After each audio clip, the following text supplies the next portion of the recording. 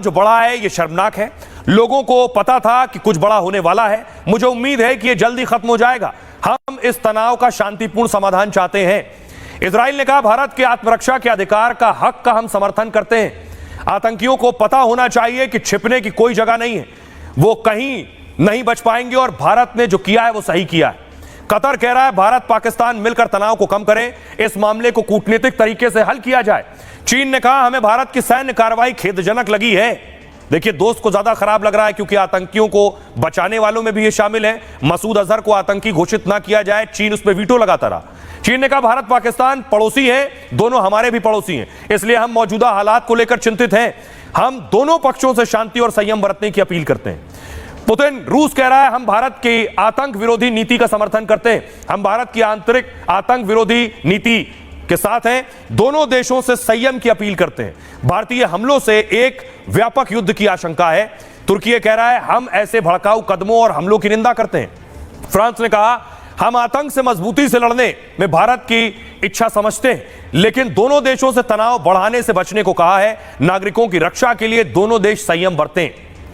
तो ये सभी दुनिया के देशों को जब जानकारी मिली तो वहां से ये प्रतिक्रियाएं सामने आई। सुनिए जरा क्या कह रहे हैं दुनिया के नेता। अभी पता चला है कि भारत ने पाकिस्तान में हमला किया है।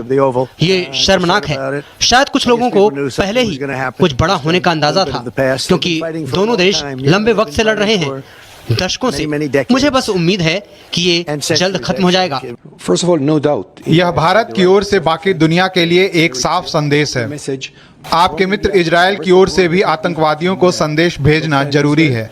ये आत्मरक्षा का कार्य था और मुझे इस ऑपरेशन पर बहुत गर्व है।